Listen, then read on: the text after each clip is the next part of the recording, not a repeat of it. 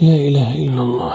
Right, so last time we talked about the part where Sayyidina Isa alayhi salam felt that his people will not be believing, right? Then he called upon those who responded to him, and he says, who will be my ansar to Allah? Who will be my ansar to Allah? Rasul sallallahu alayhi wa sallam did the same thing. When he invited the people of Mecca, he said, who's going to believe me? They rejected. And then he started calling the other tribes when they come to Hajj. Right? There was Hajj before Islam. So they come to this season of Hajj for trade and all those things. Then the Rasulullah chose, go to a tribe to host him. He said, who's going to be my Ansar? Helpers. Some refused, some tried to negotiate, didn't work out, except with the people of Medina. It's called the Yathrib at that time, when they came. And they pledged to Rasulullah sallallahu alaihi wasallam 2 years, 1 year after the other. Then he migrated sallallahu alaihi wasallam later. When the battle of Badr comes, the Rasul sallallahu alaihi wasallam, he said, Quraysh is this, Quraysh is that, and we need to go get a caravan that has our money and our things. So the Muhajirin started responding one after the other, right? Abu Bakr radiallahu anhu said, we are with you and all of that. Sayyidina Umar stood and they said, the Rasul said, start saying, give me your opinion. I'm consulting with you. So Abu Bakr stood and then he said, give me your opinion, I need your nasiha, advice. So Umar ibn Khattab said, kalam jayyid. He said, okay. Then he said again, Muqdad ibn al-Aswad, all this Muhajirin, right? The Rasul repeated the question for fourth time. So Al-Ansar said, maybe you mean us, Ya Rasulullah. You want to make sure that we are with you. Why? Rasulullah wanted to clarify something. What is that? That Al-Ansar give him the pledge to protect him as long as he's in Medina. But if he goes out, it's not their business, right? So he wanted to clarify that part, the pledge. What is the similarity? Based on the feeling. So Sayyidina Isa was feeling that people, not believing, so he wanted to make sure of who's supporting. Rasul sallallahu alaihi wasallam wanted to clarify the issue, so he wanted to make sure that they are with him also. What does that tell us? When you're a leader, when you're responsible, when you have a teamwork, clarify any doubts. Don't work on assumptions. That's the lesson. Don't work on what? Because assumptions causes issues. You are very good, I am very good, but we are going to do something together.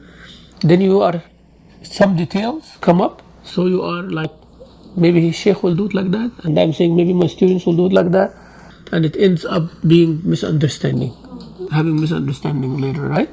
But both of us have good intentions. Both of us want to do the good thing.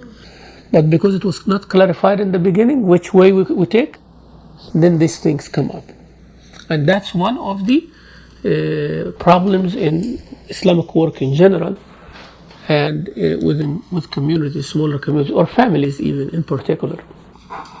Try to clarify things. And sometimes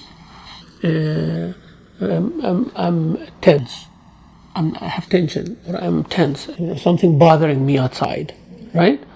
And then I come home, I'm expecting my wife to understand what I'm going through. How? Right? So we assume these things.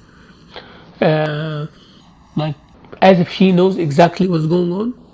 Hence I'm expecting her to act exactly what I want. And if she doesn't do that, then I'm unhappy also with her. Same thing goes from the other side too. Expectations, right? So you have expectations, you have some feeling, and assume that the person who will catch it up. And if they don't catch it, means they're no good. Then you start acting like that. Children, parents, teacher, student, leader, led people, employer, employee. It goes across the board. We got it? It goes across the board. So what's going on? Yeah. Alright, so he did that. And then Allah Azza wa Jal said that a group only responded to him. They are called al-Hawariyin, the disciples. And then they make the pledge. They said, we believe in what Allah has sent and we follow Rasul Isa alayhi salam. Ya Allah, write us ma'a shahideen. Then the rest of the people, makaru. We said makar. Makar means plotting negatively to achieve some bad or unjustified goal. وَمَكَرَ Allah, and we explained what does that mean in Arabic, that every verb, the same verb might mean different when you attach it to a different subject. Example, in Arabic grammar, they have something called the verb of order, فعل أمر. فعل أمر, اكتب, like اكتبي, اقرأي, read. Right? So when we say to someone, أقم الصلاة, means you are ordering what? To do the salah. أذن, make the adhan. توضأ, make wudu. كل, eat. Those all verb of what? Order. If there is a person, I need him to forgive someone else. Right? My two children, one of them hurt the other, so I'm saying, forgive. اغفر له. اغفر له. سامحه, forgive your brother. Okay? So that's order, isn't it? طب when I tell Allah, اغفر لنا ذنوبنا, is this order? It is a verb of order grammatically, but it is dua. The word dua grammatically means coming from bottom up. So if the order is from higher entity down, it's called amr. It's called what? And if the order is from equal to equal, it's called raja, request. And if the order is from down to up, it's called dua. You see in Arabic, it's like that. So that's why people struggle when it comes to translation and they don't have these backgrounds. In the grammatical sense, in the aqidah sense, in the hadith sense, in the usage of the Arabs, in the poetry and all that, they don't get it. They don't what? They don't get it. Okay? So now, like here, for example, Allah Azza wa Jal putting few verbs behind each other. And you have three subjects. You have three entities. You have Allah Azza wa Jal, you have Isa alayhi salam, you have Hawariyin, and you have the rest of the people, right? 4. So there are verbs here. Who's doing what? Right? So فَلَمَّا أَحَسَّ عِيسَى مِنْهُمْ. Minhum is the third person. Minhum. Who's that minhum? Bani Israel, right? That's in general. But was he feeling kufr from each and every one of them? No. That means majority. The proof is few already responded, right? قَالَ مَنْ أَنصَارِي إِلَى اللَّهِ. Who is going to be my ansar to Allah? Then the group responded, right? So now if you following literally, everything is talking about Isa and that group responding, right? Right? So they said قال الحواريون نحن أنصار الله. So now the Hawariyun said نحن us أنصار الله آمنا بالله, right? واشهد بأننا مسلمون, right? They're talking to Isa. Then they said ربنا آمنا. Now they're talking to Allah. You see the style here? ربنا آمنا. Otherwise, someone will come and say, oh, they are talking to Isa, means Isa is their Lord. He is the Rabb. You see what I'm saying here? But if you don't have this Aqidah background that Allah established already in the Quran, that Isa is told them before that I am a Rasul of your Lord, right? You take that ayah on the side like this, and they are saying, we believe in what you said, Ya Allah, oh our Lord. That means they're talking to him now, right? So you get the point, right? So Arabic grammar is like that. You cannot just translate literally like this. ربنا آمنا بما أنزلت واتبعنا الرسول, and we follow Isa. So they were talking to Isa about Allah. Now they are talking to Allah about Isa. فاكتبنا مع الشاهدين. Right there abruptly Allah said وَمَكَرُوا, means are they making makr? If you understand it, you can say that they were saying that, but they were not truthful. They were lying. So still Hawariyin are lying people. But that's not what this ayah means here. The ayah referring to the rest of the people whom he felt kufr from the beginning. Right? So the ayah here, the logical order will be like what? To put it, yani, to say Isa felt the kufr. Right? So all the people makaru. وَمَكَرَ اللَّهُ, but al-Hawariyin responded, right? But it would not have been that exciting and that distinguishing like it is right here. And also, this makr came after Hawariyin told him yes. So they started planning against him more, because now he has some followers. So the Quran style is deep, yani. It's not that simple. Some people, open the Quran and start, like doing whatever and saying this is what it means. I really feel bad about it. I feel bad for them, right? I really do. Wallahi, any person, a student of knowledge or any scholar or anybody, find someone trying to interpret the Quran on their own without having what it takes, you feel bad. How are they going to stand in front of Allah? Allah said, who told you that I mean this? Who told? How do you know that's what I mean? Then what are you going to say? You see, people, the deeper you go, it becomes very hard for you, actually become very more scared to say what Allah means, right? So you want to stick to the hadith and the ayat and all of that, trying to, make it mean from there. I don't want to put my opinion in there because it becomes hard. It's easier to relate, even though it's a hard job too. It's easier to relate than to say that this ayah, Allah means such. It becomes very hard. So, وَمَكَرُ اللَّهُ اللَّهُ خَيْرُ الْمَاكِرِينَ. Now, we also talked about Allah raising Isa alayhi salam to him, and the different opinion, strong one that Rasulullah sallallahu alayhi wa sallam mentioned to us, that Allah raised him, to him subhanahu wa ta'ala. Now,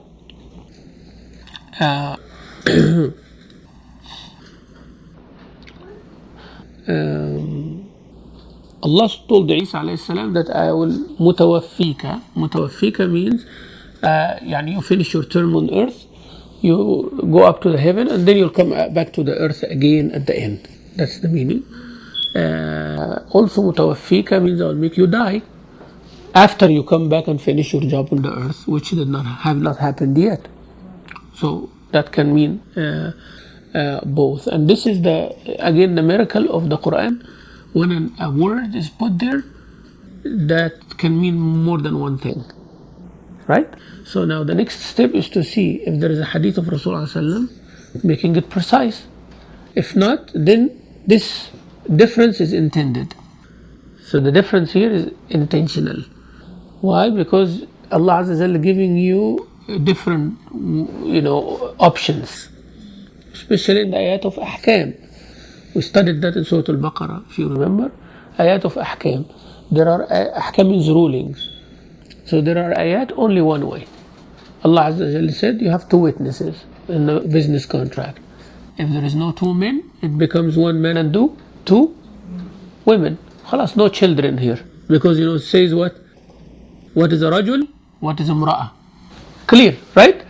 But when it comes to the calculation of the period for the woman, for example, the hukm, Allah Azza wa Jalla said the woman divorced, she waits 3 quru'. Quru' is the plural of qur'. Now he did not say shahr, right? Word shahr is mentioned in Quran and other places, right? And actually in the waiting period for women who pass that stage, it's called shahr, 3 ashhur, right? So they have 3 ashhur waiting period is 3 months for the women who passed the menopause and all that. So if she divorced, she waits for how many months? 3 months. So here Allah did not use 3 months. He said 3 what? Qur'. To wait 3 qur'. What is qur'? Al-Arab use the qur' both. That is one of the terms in Arabic is called lafz mushtarak. Mushtarak means it has 2 meanings. And sometimes the 2 meanings are opposite to each other. 2 meanings have opposite. There are words in Arabic like this. Word salim. Salim in Arabic means healthy and means sick also. Yes. Okay, how do you like Yeah, the word Salim, Salama, from Salama, مع السلامة, Salamat, Salim. So Salim, from Salima, safe from something, right? But the Arab use Salim for a person who is bitten by a scorpion or that too. Yeah, yeah.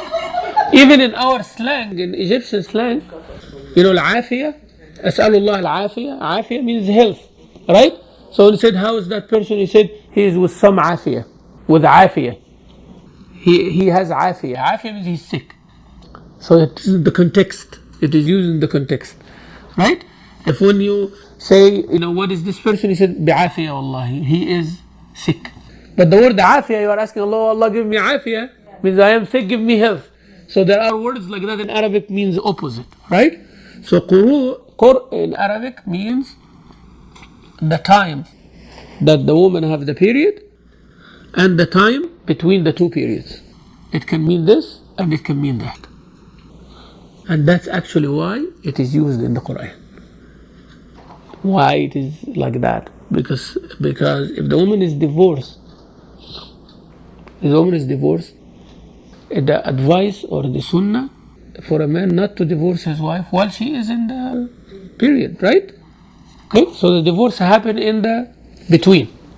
Okay, now how she's going to calculate? If we say ثلاثة قروء, she wait 3 قروء, means when this time finish, the first day the period comes, so that's قروء number 1, right? Then she finishes. Then the period comes again, that's قروء number 2.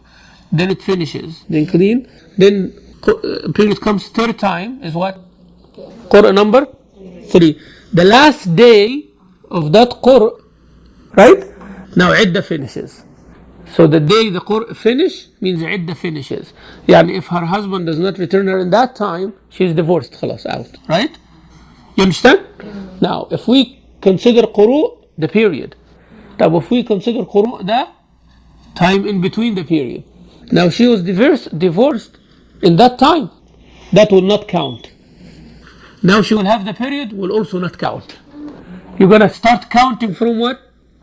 The time of the after the period. So the first day the period finished, قروء number 1. You understand now? We do that means the waiting period will be longer. And that's how a sheikh gives fatwa sometimes, seeing what is the situation.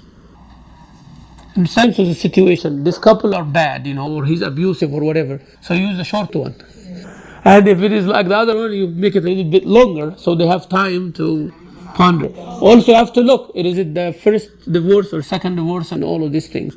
Come on, the scholars, they have different opinions. If you want to stick with, if you are a Shafi'i or a Hanafi, this is another story. You stick with one of the opinions. Yes?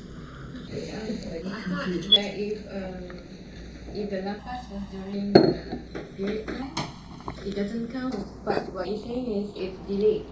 Is that true? No, I'm not saying that. I'm saying that the Sunni talaq, right, should not happen in the period. Now, if somebody divorced in the period, do we count it or not? That's another mas'ala. That's another mas'ala, right? This is another issue. Has difference among the scholars actually. Do we count it or the talaq itself doesn't count? So there is no iddah. How you're not going to calculate iddah because talaq doesn't count if he divorces in the period, right? Now, if he divorces in the period according to the scholars that say the talaq counts, then this will not count. This period will not count as one period. So you're gonna wait until the period finishes, then you count from the cleaning time. Now, if you are gonna go with the other opinion, you're gonna skip that one too, and then count from the next one. So I'm just telling you a taste of why a word in Quran comes with more than one meaning. So some people said, what confusion, we need a word clear like that. You don't get it, right? Yeah, so you're not getting the bigger picture. Having something easy, not always having something beneficial. Having something hard, not necessarily having something bad. Okay? Sometimes you need it hard, and sometimes you need it easy. Yeah, you need the simple way. You don't need the hard way. Okay, and this is subhanallah and understanding when you deal with Allah Azza wa Jalla. So Sayyidina Isa alayhi salam, Allah subhanahu wa ta'ala told him, I'm going to mutawaffika wa rafi'uka ilayya. And mutawaffika means wafah from finishing a term of something, and wafah from death. So it can mean this, and it can mean what? That. And both are applicable to Sayyidina Isa. Both are applicable to Sayyidina Isa. Also wafah means sleeping. وهو الذي يتوفاكم بالليل. Allah says in the Quran, Surah Al-An'am, verse 60. وهو الذي يتوفاكم. He is the one who makes you asleep at night. So Allah used the word wafah here. We don't, يتوفاكم بالليل means you don't die at night and then, resurrect in the morning. And the death doesn't happen at night only, right? What does this ayah mean then? Means you sleep. So the يتوفاكم here means you asleep. So when the other ayah, إني متوفيك, means I'm going to make you asleep so I can raise you up. That applies too in the ayah. Okay. طبعا the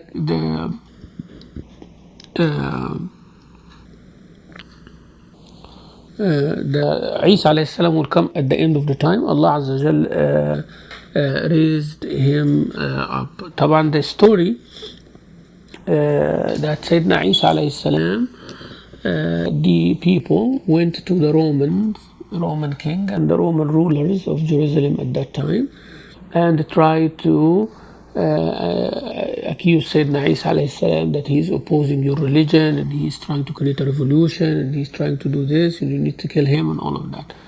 Both the Jews and the people, but Israel, right? At that time who did not believe in Isa, they hated him, right?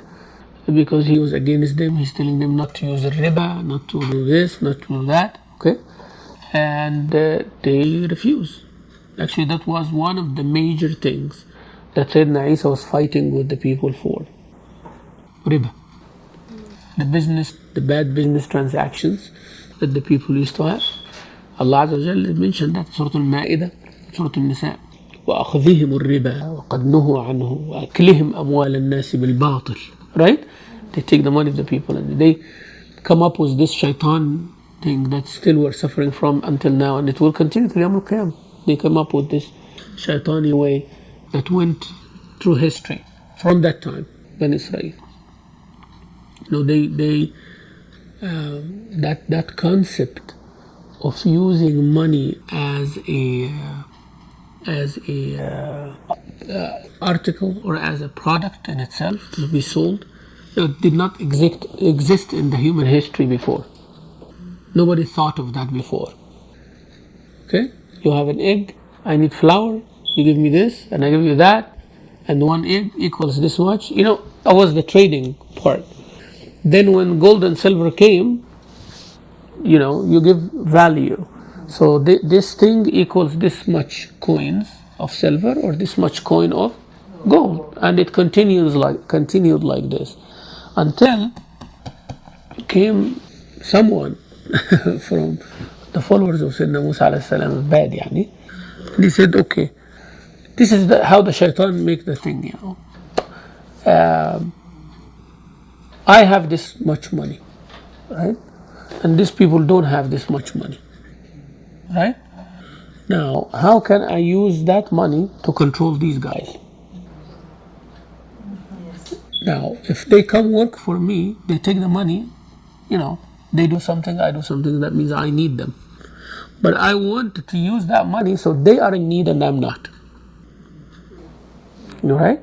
So this whole idea of slavery, right? So now these people will come and say, I don't need your money.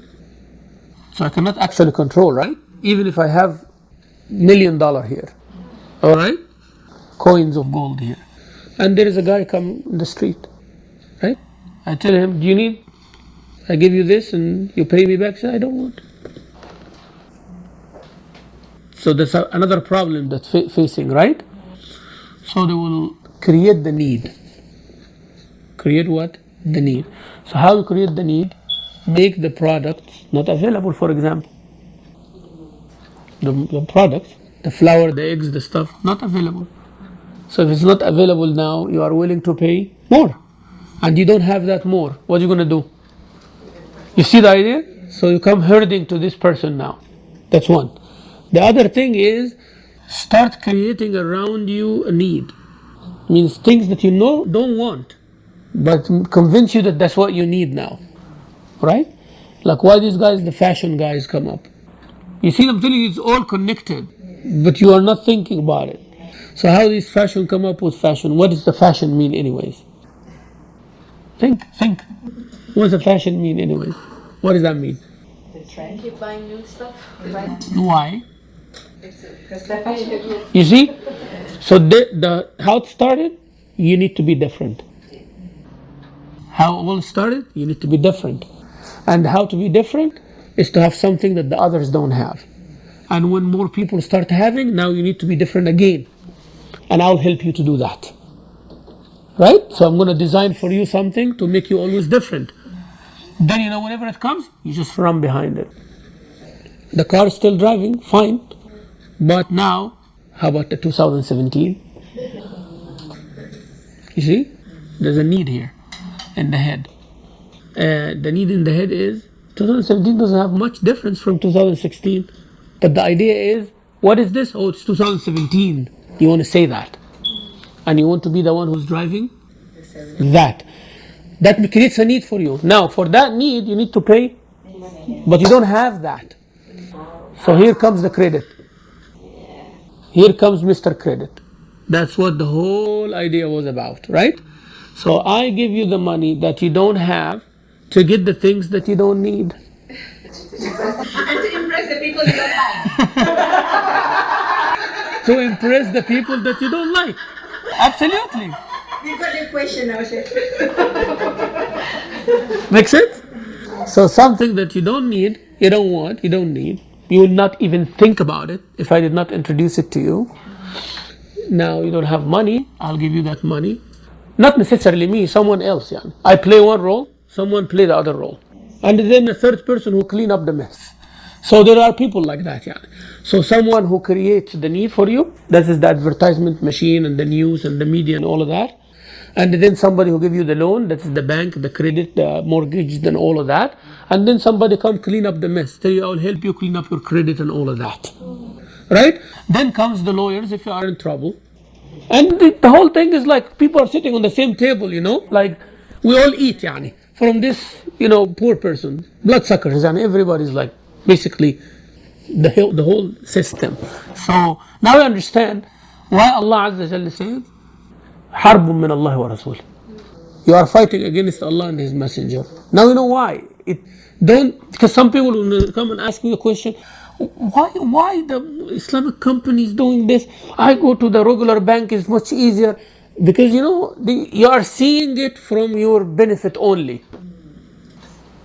But you are not seeing the whole economy, how it is hurt. The whole human mentality, how it is hurt. People in Africa suffering because the way we do mortgage here. You don't do drugs and all of this kind of things. It's amazing. It blows your mind when you see how the financial system of the world now, because of this, what Isa alayhi salam was fighting for. People want to present Isa alayhi salam, oh, he's peaceful, he's not like this, No, he was very aggressive with these guys. He told them, I came with a sword to kill you if you don't stop this. And he goes in Jerusalem and he finds it is surrounded by the tables of the people who are doing this money transactions. So someone comes, you take 100 gold coins and you are going to pay me this, and you write that down. He owns him right there. Right? He owns the people right there. So, if you don't pay, he said, okay, you have two options. Either, you're going to go to jail and you be punished or be killed or whatever, or you have to do this for me, or you can increase the rate. You can increase the rate. So instead of paying that, okay, I can make extra payments for you, pay a little bit less. And after he agrees, do you want some more money now? So the whole idea is to get deeper and deeper and deeper in debt. So most of the people who have credit card debts, it never finishes. You have hope always that you're going to pay it. But while you are paying it, you're still using the card for other things. So the debt actually is going more. It's not going less. Yeah, so that's the whole issue. Somebody buys a house and they continue 10 years paying only the interest of the house. So they don't own the house. You have not owned the house yet, right? And you leave that debt to your family after you. Or they resell it or foreclose on it or something like that. So the whole system is corrupt, it's a bad thing. So Sayyidina Isa alayhi salam was fighting that. So they didn't like it. So they wanted him dead. I just giving the background. How big of the issue? It was not they didn't like him because he looks a certain way or he telling them to believe in God, hence they crucified him. I don't want you to simplify it like that. Okay? Believe me, all the history, those prophets who were killed and those da'is who were opposed, the da'i means the person who gives da'wah, it's not because of what they say. No. It is what they're going to cause. What they say, it is going to make people lose their authority, lose their money, they become equal, right? Take away from them something that they benefit from. That's when everybody becomes threatened. But there's a lot of greed in it. Yeah, of course. But the whole issue, everything can work out. Except if you're going to take the thing that makes me different. That's the part, like the whole issue. Like, freedom of speech. Okay? Why people are scared of Muslims? Because our religion is not a religion in a temple or in a closed place, or you just sit there and hum, or it's a dress and all that, or it's a one-day religion. It's not. It's a way of life, and that threatens people. You say it's freedom and all of that. Yeah, freedom when you are with the herd, variety. The variety? Like, some people have like short sleeve, some people have no sleeve, some people have this, some people have that. But the point is that they're showing parts of their body. Whether they're showing parts of their body or they are whole naked, they are with a spectrum, right? Now you come and cover up like this, that's a mushkila now. You get the idea, right? So when you come and cover up, and then not only one person, no, everybody's doing the same, then you are in danger now, right? So people can go sit on the beach, whatever, and the one woman come covered and sit, no, this is no good. Subhanallah, if someone is taking off their clothes, what is the problem with someone putting them on?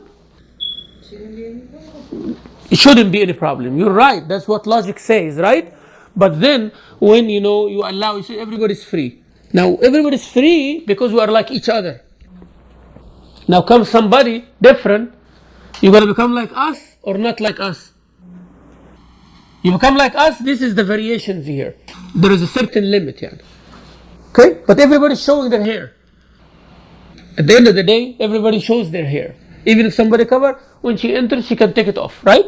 But now if somebody choose to cover the hair. So covering the hair is the point. And every single one who says I'm a Muslim is like that, then you become a threat to the trend. To that trend. And that's why freedom will not apply. Freedom is a word only, they say. But it is not what you believe in really. Okay? So freedom as long as it's ours. Democracy as long as it is ours. Women right as long as it's our rights. Children right as long as the way we define it. Animal rights, our animals. That's it. Yeah, you go out of your area or someone comes out to your area, then we have a mushkila. Yeah, so this is our freedom here. We are good, nice, neighbors, everything. Refugees come from outside? No. Right? There is a problem now. We are good here, but don't bring me someone from outside. Right? And if they go outside, they don't have a problem too. To be like them. They want everybody to like them. Same thing. So here is Islam takes all of that out. You see? It wipes all of this. It says, you want to be free? Yeah, according to his way. You want to be strong? Yes, according to his way. You want to be equal? Yes, he says. He says, قال الله قال رسول الله. That's how we get our rule from. And then we have an area like this of variety. Clear? So we have a circle here. That's why I say to our sisters, there is no one hijab fits everybody. In Islamic dress, it is not like a model. Like you don't pick the Saudi Arabia and say this is the one, or the Pakistani says this is the one, or the Malayan says the one. No, there are guidelines. Follow it the way you like. Right? You want to have 2 pieces, 3 pieces, 5 pieces, 1 piece. It's up to you. But at the end of the day, is like they have that salah. The 1 piece.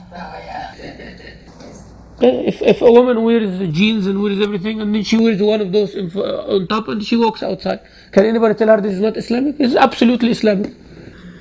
There's no culture, nothing here, right? Yeah, if wearing wide pants and you're wearing something below your knees above it, alhamdulillah.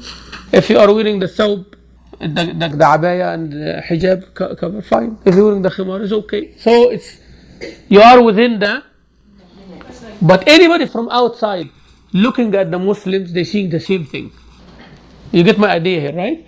Between us here, there are varieties, right? And all of us want to please Allah Azza wa Jalla. But if someone comes from outside and you have like 100 sisters walking from all over the world and they are all wearing hijab, different colorful thing, what they are seeing?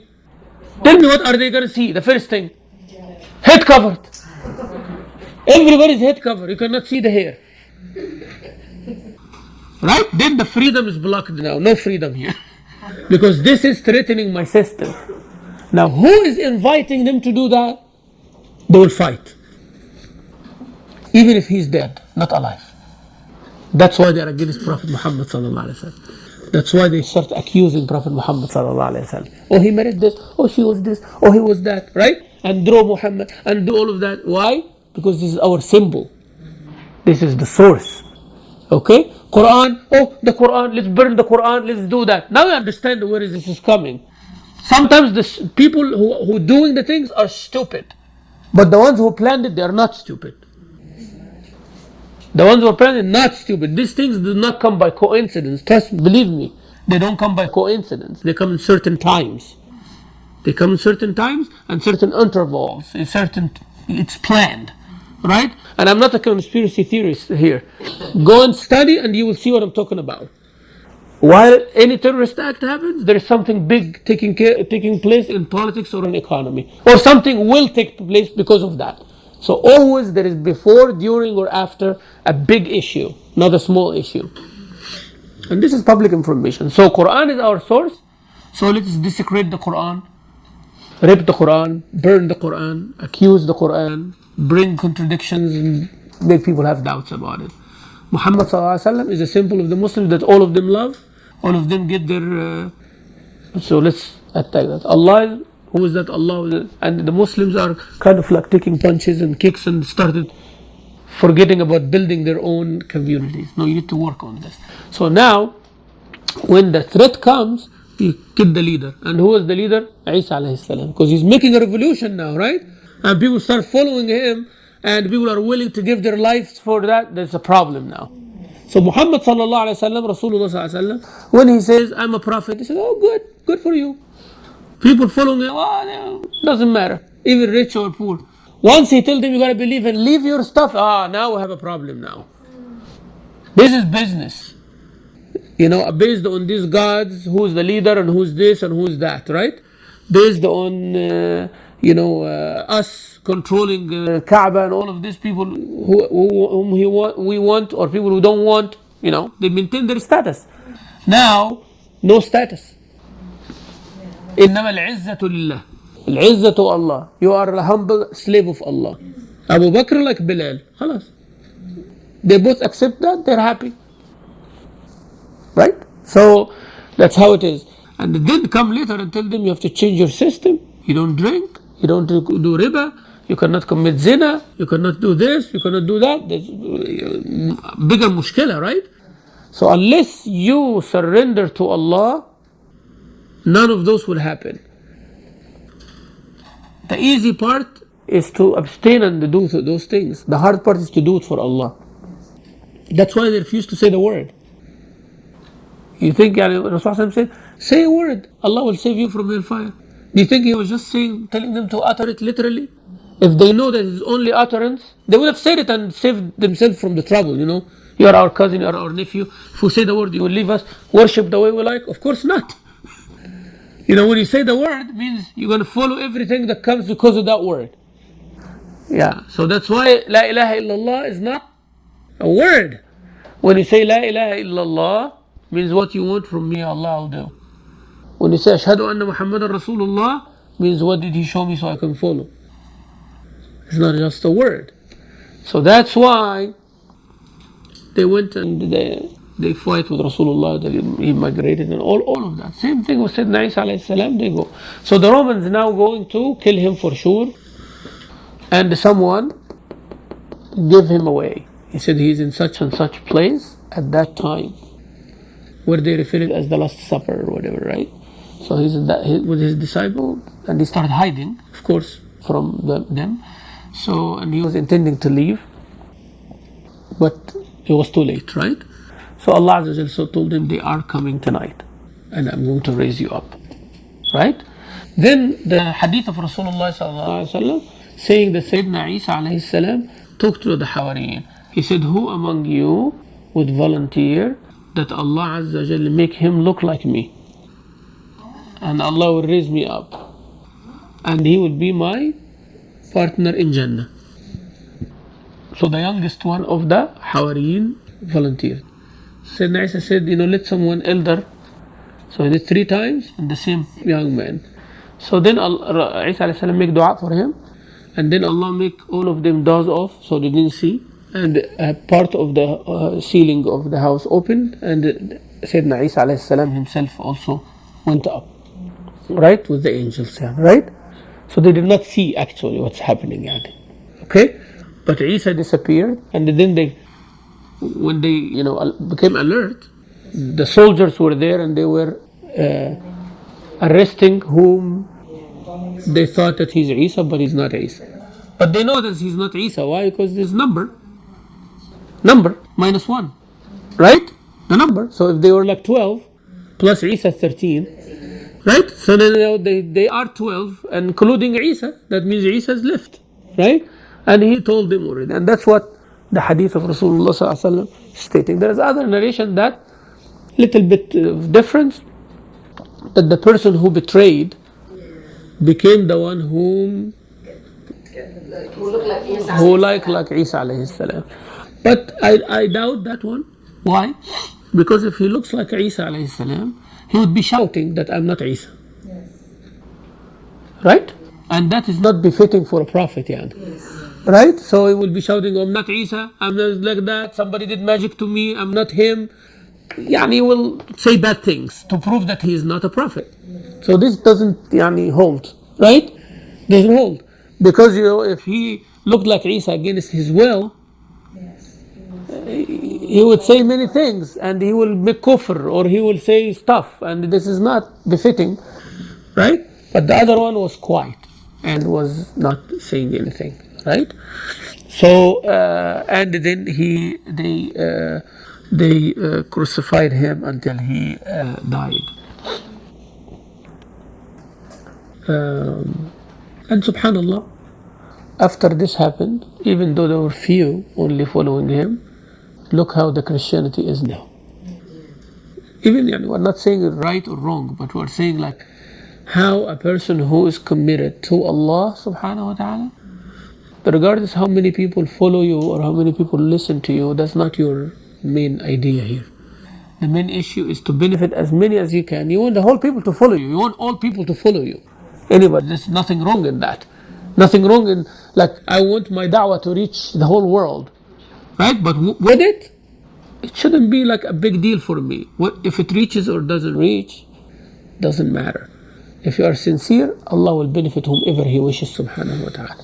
What is it, 1 person or 1 million or 1 billion? Allah knows. Allah Azza wa Jalla is the one who knows. So after Isa alayhi salam, people actually followed him more than when he was there. Because he believed in the cause that Allah Azza wa Jalla sent him with. So Allah subhanahu wa ta'ala says, Now what he promised Sayyidina Isa. He told him, I'm raising you to me, and I'll purify you from the kuffar and the kafirin, and in Yawm al-Qiyamah I'm going to judge in between the two. فأما الذين كفروا, those who disbelieve, فأعذبهم عذابا شديدا في الدنيا والآخرة. They will have severe punishment in this dunya with their sins. What is going to happen? They suffered a lot from the Romans, from Persians, from people killing them, taking their children hostage, slaves. It happened, right? Because they disbelieve in Allah Azza wa Jal and they did not follow. Like they did not follow Sayyidina Musa alayhi salam. What happened to them? All the nations were attacking them until recently, and they are enemies for the whole world. Okay? So this is what happens. Same thing for the Christians. Same thing for the Muslims also when they disobey. If you reject, it's the same thing. So adab with humiliation was all these problems, and in Yawm al-Qiyamah wal-'iyadhu billah will be in hellfire. But those who believe in Allah, they believed in Isa alayhi salam, and they believed in his prophethood and whatever he came with Allah, and they did good deeds, Allah will give them all what they want without any defect or deficiency. Allah give it to them. And Allah does not like the zalimeen, like those who transgress. Allah said to Rasulullah, these are the ayat that we give you from Al-Quran, and it's full of hikmah and wisdom. Then Allah said Isa alayhi salam is like Adam. Both of them created from dust, subhanallah, from dirt. Isa did not have a father, Adam did not have a father or a mother, and Hawa did not have a father, did not have a mother. Right? So and Allah can create whatever He likes, kun fayakun. And Allah put Adam and Isa all the time. I mean, in this ayah only, this is the only ayah that Adam and Isa came together. إن مثل عيسى عند الله كمثل آدم. Right? كن فيكون.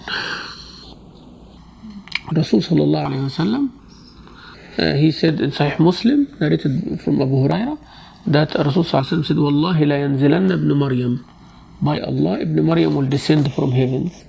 Rasul said that. حكما عادلا, as a just حكم, judge. And then he will break this cross that they make, and he will kill the pig, and he will change the life and make it better life. Now he's not coming as a prophet as people would think. He's not coming as a prophet. He's coming as a follower of Muhammadun Rasulullah sallallahu alayhi wa sallam, because that's what all the prophets are. In our Quran we believe that Allah took the covenant from all the prophets, that if Muhammad, last prophet, Khatam al-Nabiyyin, comes among you, you are going to give him the pledge and you become his supporter. Every prophet like this. And Allah teach every prophet that there is a last prophet to this humanity. If he comes in your time, you become his follower. لَتُؤْمِنُنَّ بِهِ وَلَتَنْصُرُنَّ. Surah Al-Imran, it's coming inshallah. تؤمنون به وتنصرون قال أقررتم وأخذتم على ذلكم إصري قالوا أقررنا قال فاشهدوا أنا معكم من الشاهدين. And Allah said, I took the covenant from the prophets that when the last messenger come among you, you follow him and you support him and you give him your full loyalty. You agree? He said, yes, Allah agree. He said, okay, this is the covenant I'm taking from you. So that means when Isa comes at the time of Rasulullah sallallahu alaihi wasallam, he will be a follower, because this is the deal. Yeah? And this is an answer for those, because Surah Al-Imran is revealed when those Christians came to ask about the religion of Islam from Rasulullah sallallahu alaihi wasallam. So Allah, the way He's speaking about Isa, answering their claims and their doubts as well. Okay, and that also tells you when you are making conversation with someone, you have to know the background of that person, so you can, talk accordingly. So if I am giving the class to ladies, the examples I'm using, you can relate to.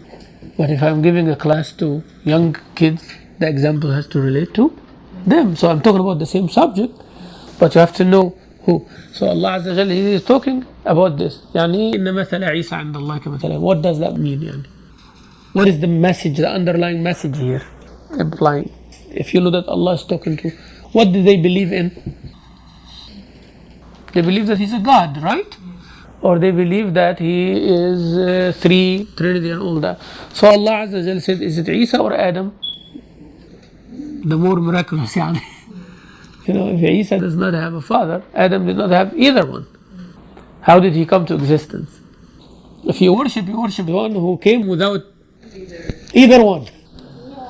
Yeah, at least there was a woman pregnant here in this case, right? But the other one never existed before. So Allah said the example of this is like Adam. And both of them created by. So here meaning comparing the miracles. Number two is the source is the same. So worship the source. Yani the one who created Isa is the one who created Adam, and he told them both kun fayakun. So be Adam, Adam was there without a father or mother. Be Isa, Isa was there without a father. No big deal. Yani. So you have to worship the one who is the source of both. So that's the message, right? إن مثل عيسى عند الله كمثل آدم خلقه من تراب. This is a very advanced way of debate. يعني. When somebody have an issue, get them out of their smaller circle to a bigger one. Change the mat. يعني. You know, when they are fighting, you know, we fight here. So how far to go fight in the park? So it's kind of like now the whole idea is like different, right? So they are focused, okay, we're going to fight. And my thinking of fighting, it has to be in this room. So I'm preparing myself being in this room, fighting, right? If someone comes and says, you want to fight? Let's take it outside. Now I'm completely off now, right? Because outside now I'm not prepared for that. And I don't know what he's going to do outside, right? So that's the issue. Now we're focused on Isa. Oh, his mother did not have a man. She got pregnant. He has to be God. This has to be the son of God, like that, right? We'll say, all right, is this the first case? See, now the whole point is different now. The whole idea is different. So always take the person from their smaller problem debate to a bigger one.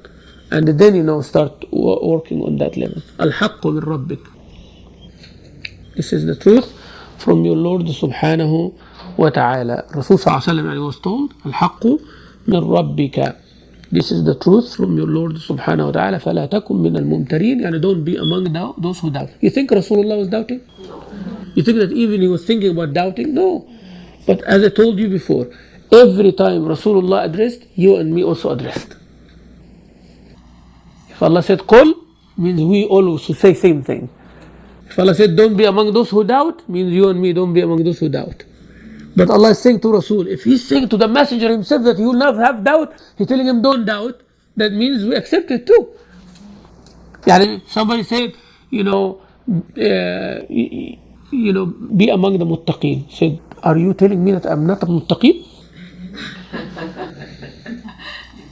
Because when somebody tells you something, you always assume that you don't have it and they are telling you to have it. Right? But that's not the case. Sometimes you have it and I'm telling you to keep it. I'm telling you to continue it, improve it, enhance it, increase it. But I'm telling the same. Every day I tell my children to do their homework. Even while I know that they are doing their homework, I just say, don't forget to do your homework. Yes, I'm doing it. I say, yeah, I know you're doing it. Right? But the reminder always makes it part of you. Aqimus salah, aqimus salah, aqimus salah. We're already praying, right? But why the Quran is repeating it for us? Because it becomes part of your life. You cannot imagine your life without it. Right? So that is how it is. Al-haqqu min rabbik fala takum min al-mumtarin. Don't be among those who have shak.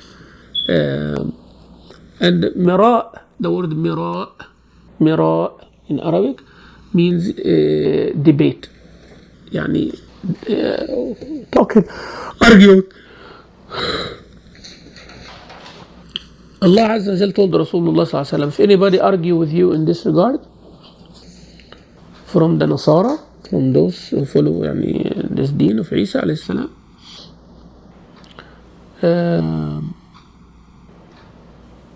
Which ayah is that? Mirror 60. فلا تكن من الممترين. ممترين here يعني those who doubt and also those who argue, right? Because they doubt, correct? So they have a doubt, then they start arguing.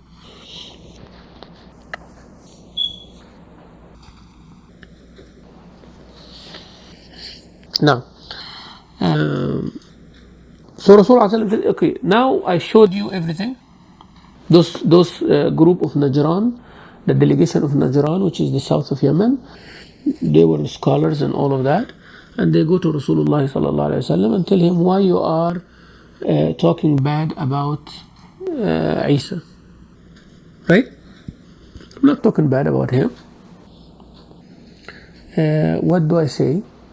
He said, you said that he is abd, he's a slave of God, not a son of God, right?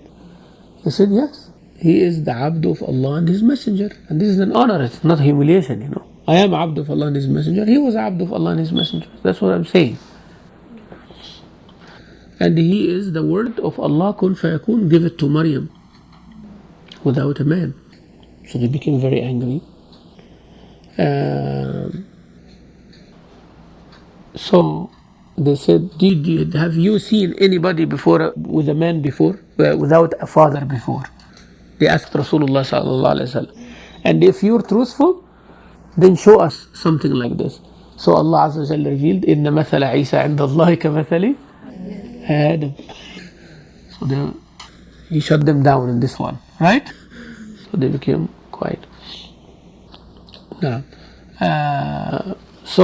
يعني the one who is able to do this, he's able to do that as well. Able to do that, he's able to do this. Then Allah tells Rasulullah sallallahu alaihi wasallam, now the haqq is clear for them. You answered all their questions. They could not argue back. Now if they're going to start making any claim, tell them the following. Now this argument is futile, because sometimes argument is for sake of argument. It doesn't need to be entertained, right? Like if someone have a questions and you answer the questions, but now they start saying, but what if this, that means now it's not about finding the truth anymore. It is about proving me wrong, that's it, right? And you know these kind of discussions. We know it all, especially children are very good in that one, right? You want something and you answer them, you convince, you said, but what if? Right? And this what if, when it comes in that situation, I hate it like everything. I'm telling you like nothing. Because now the discussion is not to be convinced. The discussion is to get you to change your opinion, which I am convinced is right. Yani your answer made sense to me. But now I don't want to be defeated. That's the whole point. So I'll keep bringing these things until you give up or do something wrong, you become a bad person, So this is the human nature. So Allah telling Rasulullah, don't allow this to happen. فَمَنْ حَاجَّكَ فِيهِ مِنْ بَعْدِ مَا جَاءَكَ مِنَ الْعِلْمِ يعني after this ilm, you shared with them and all that, you proved with them, not only you are a messenger and you answer, and if you are truthful, give us the proof, and you give them the proof, right? So now, if they argue with you, tell them, okay, listen, تعالوا, let's go now and stand outside. I bring my family and my children, myself, my family, my wife, my family, my children, and you bring all, and we stand in front of each other and we say, may the curse of Allah become on the liar among us both. What is this called in Arabic? Mubahala. What is this called? Mubahala. Mubahala. Mubahala. Nabtahil. Ibtihal يعني asking Allah, beseeching Allah for something. Ya Allah, please do such and such. That's ibtihal, right? They call it ibtihal, means you are begging Allah for something. So in mubahala, you are begging Allah for something against someone. And they begging Allah against you. So if you believe that you are people of God, and I am saying I am the man of God, right? So now let's see, because we are different. I am saying something and you are saying the complete opposite. And we both believe, we both claim that we believe. So one way I have to show is to ask that God, Ya Allah, make the la'na come upon the ones who are against you. Right? And they got scared. They went to they said, okay, give us a chance. Because Rasulullah came out with his family, with Fatima, with Al-Hassan, with Al-Hussein, and he put his abaya, this, mantle around them, and he said, this is my team now. Okay, so this is, the curse of Allah, come and wipe us out if we are wrong. And you do the same. So they said, give us some chance to talk among ourselves. So they had like someone who is their wise man, yani. He gives them the advice. He said, let's get out of this before we get hurt. He said, why? He said, that he's a prophet, okay? This is their talk, yani, among themselves. Rasulullah was told that after, yani. He's a prophet. And no prophet make mubahala with anyone except they wiped. Right? The ulama saying, if they made mubahala with Rasulullah, there will be no Christian on the face of earth. Oh, wow. But, and they refused. And this is hikmah of Allah to save them. Hikmah of Allah Azza wa Jal. And the Yahud also were told like that. Allah Azza wa Jal told them in Surah Al-Baqarah, if you remember,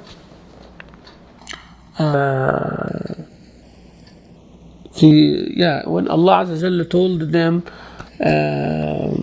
if you are the chosen one, if you are the chosen ones, فَتَمَنَّوُا الْمَوْتَ إِن كُنْتُمْ صَادِقِينَ. Wish for death if you are truthful. Allah said, وَلَنْ يَتَمَنَّوْهُ أَبَدًا. They will not wish. Ulama said, if they wished for death, there would be no Jew on the face of earth. If you are true, if you are a believer, right? And you say that I am true and I am a chosen one and I will enter paradise. So what are you waiting for? Right? If you are that good and you know that you are chosen by Allah, why are you living in this world? We all agree, anybody who believes in Allah, believe that this world is the test, right? And since we don't know, we stay because we don't like to die because we're afraid that we fail the test. So we try to do as good as we can, right? That's why we're staying. We don't wish for death. But if you know, if you are a true believer, and now you know, if you die today, you are going to Al-Firdaus Al-A'la with Rasulullah for sure, tomorrow. If you are a true believer, you would not like to live in this earth. Yes? So Allah said, if you are that true, you are the children of God, you are chosen, you are this, you are that. So, tamannaw al-maut. Say, Allah, take us so we can go to Jannah, leave this bad world to us. So they didn't. And here, Allah, Rasul Sallallahu told them, Ta'alaw, ask for God to keep those who are true, me or you. That's fair, right? I'm giving you. So they backed off. So basically, they backed off. And this was in the ninth year of Hijrah, and they were 60 people. 14 of them were among the honorable people, among the honorable, knowledgeable people. And they entered after Asr to the Masjid of Rasulullah sallallahu alayhi wasallam, and they prayed toward the east in the Masjid of Rasulullah, their prayer. Yani. And the Sahaba were, Rasulullah said, let them finish their prayer. And the Quran came to respond to them.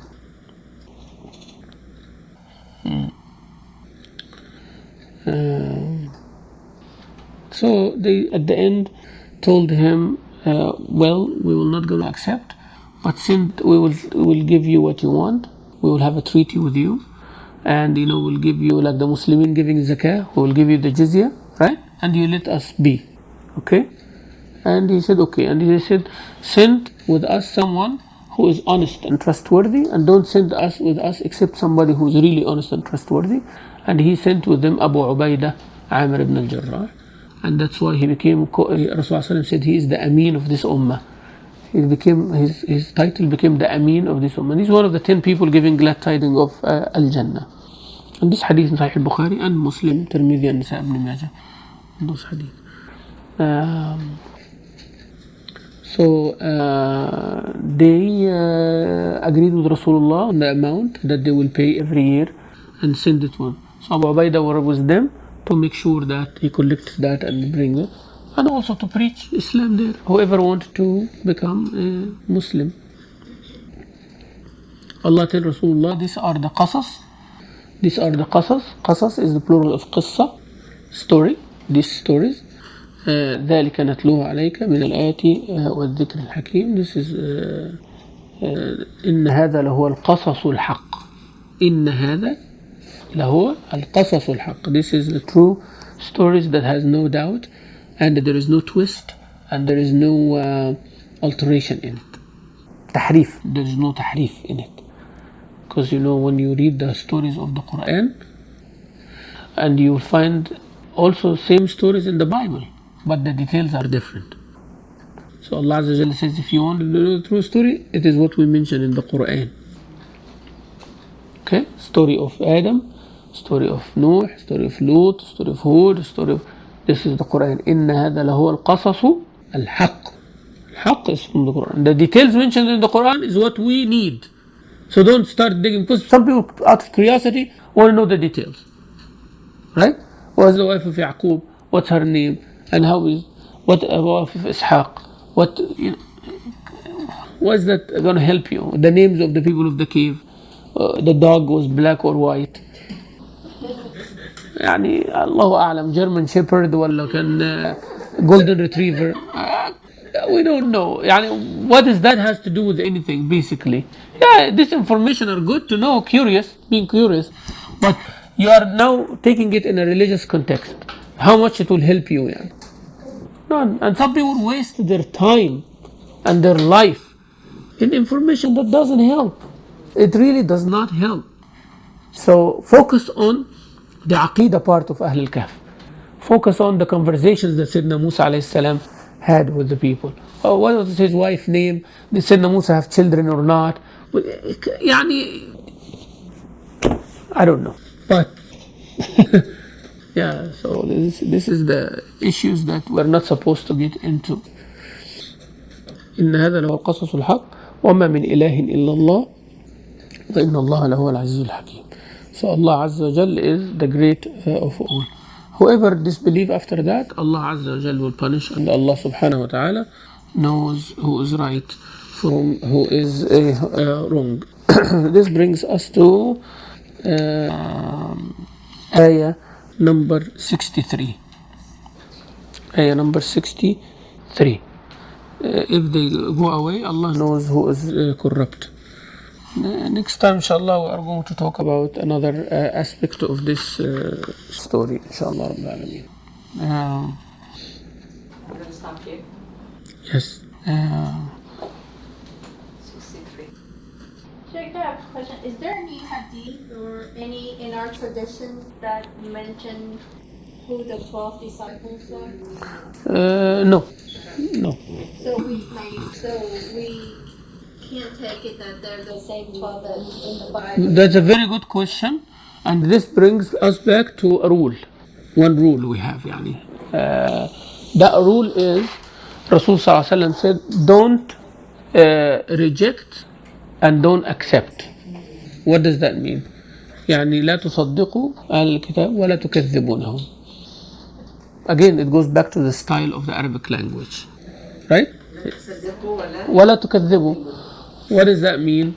Means whenever you have a piece of news that it is not there in Islam, a ruling or a story, the first condition, number one, we don't have it.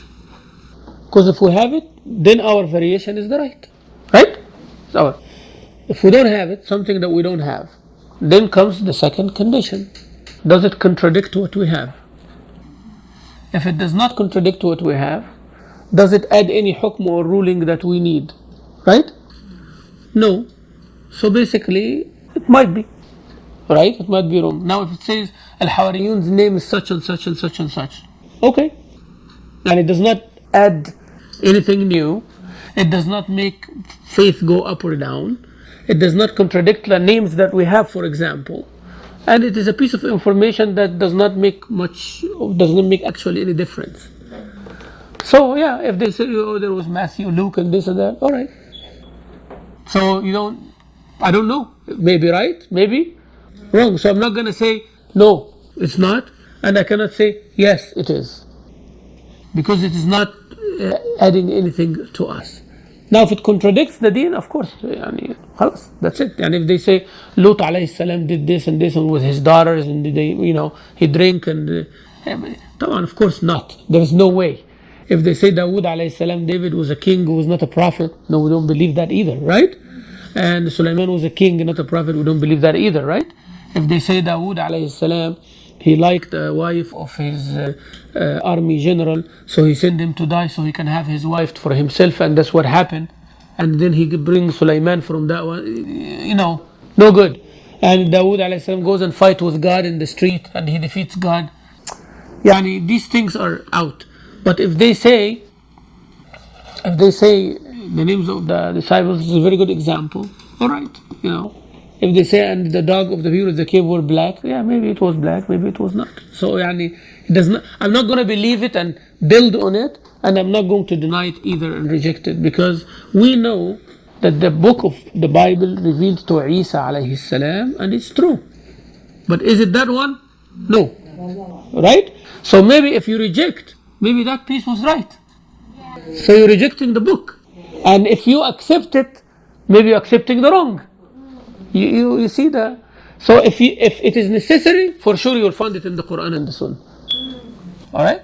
But we believe that's why Rasul sallallahu alayhi wa ala alihi wa sahbihi wasallam, when the Jews one time they differed, he said, bring the Torah. Bring your Torah. Now, knowing that this Torah, they altered and they made the wrong things, right? And Rasul sallallahu alayhi wa sallam stood for it, carried it and put it on a pillow. And he put it on his face like this. He said, I make Allah witness that I believe in you.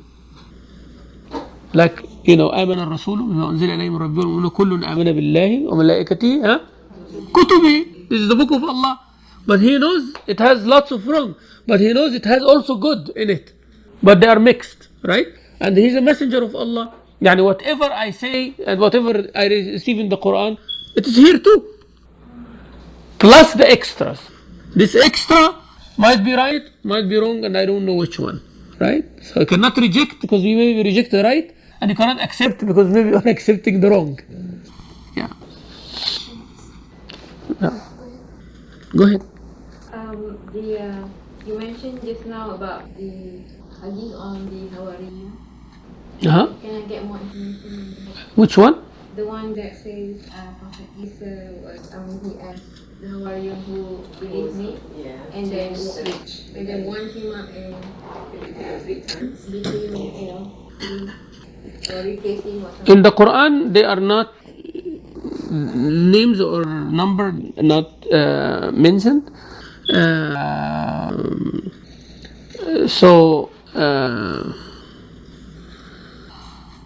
And those Hawariyin, they are not what the people say, that they are the ones who said Isa was killed and they died and he came after 3 days and all of that. This is not the Hawariyin that the Quran is talking about.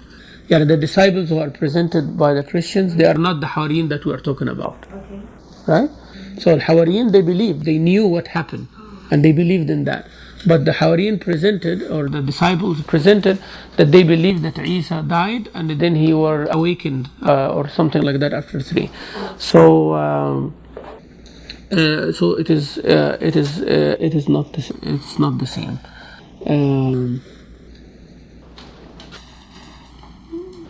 There is lots of talk about that. You wanted the references in the hadith? Yes. In the hadith books? Yeah. There's a lot of interest in that, and I heard about the story of the Judas who became Is that the Israelite version? but this is the one that the believer who, the one that you mentioned is something new to me. Yeah, let me give you the references, inshallah. Of course, you will find it in details in Tafsir Tabari and Tafsir Ibn Kathir. you will find in Tafsir Tabari and Tafsir Ibn Kathir, and you will find it in the Tafsir of Surah An-Nisa. Also from Ibn Kathir. Ibn Kathir too, you will find it. What's the last one? Yeah, Tabari, I don't know if it's in English, but you can look for it. I'll give you the tafsir of which ayah.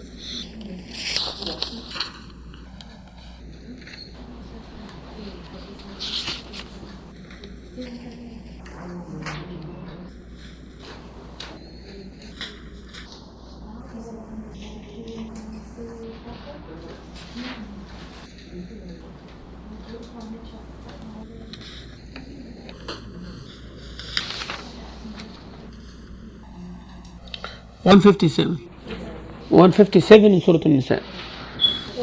157 in Surah An-Nisa. 157 of Surah An-Nisa.